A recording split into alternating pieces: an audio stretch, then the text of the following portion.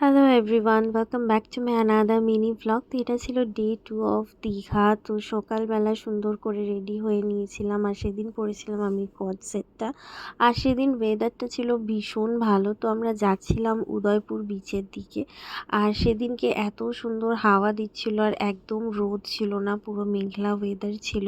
তাই ভীষণ এনজয় করেছিলাম। আর এইখানে আমি সমুদ্রে দাঁড়িয়ে চুপচাপ এই জলে পাটা ডুবিয়ে দাঁড়িয়েছিলাম, কারণ বিচ আমার অলওয়েজ ফেভারিট। আর তার সাথে আমরা একটু বসে পাড়ে নানা রকমের মাছ নিয়ে ফ্রাই করিয়ে খাচ্ছিলাম।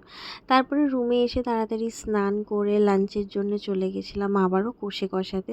সেদিন আমি আর বাবা খেয়েছিলাম পোলাও আর চিকেন কষা, আর রোহিতরা ভাত, ডাল, আলু পোস্ত, চিংড়ি মাছ আর অনেক কিছু নিয়েছিল। আর তারপরে ফিরে বিকালে রেস্ট নিয়ে রেডি হয়ে আবারও বেরিয়ে পড়েছিলাম ঢেউসাগর পার্কে যাব বলে। এই পার্কটা আমরা দীঘায় কোনোদিন এর আগে এসে আসিনি। বেশ সুন্দর সাজানো, বাচ্চাদের জন্য অনেক কিছু রাইড ছিল, বড়দের জন্য ছিল। আর তারই মাঝে এই ট্রেনটাতে আমরা ভোলা মামাকে তুলে অনেক ভিডিও ফটো তুলতে তুলতে ভীষণ আনন্দ মজা করছিলাম।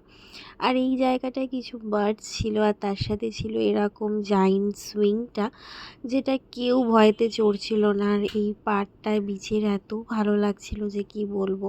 তারপরে নেক্সট ডে সকালে আমরা বেরিয়ে পড়েছিলাম বাড়ির জন্যে। আর রাস্তায় ভীষণ বৃষ্টি পেয়েছিলাম, ওয়েদারটা বেশ ভালো লাগছিল গাড়িতে, বাট প্রচণ্ড বৃষ্টি হচ্ছিল। তারপরে শেরে পাঞ্জাবে আমরা সবাই মিলে ব্রেকফাস্ট সেরে নিলাম। ভিডিওটা ভালো লাগলে অবশ্যই কিন্তু লাইক করো, কমেন্ট করো, শেয়ার করো। দেখা হবে খুব শিগগিরই আবার নেক্সট ভিডিওতে। Tata, by.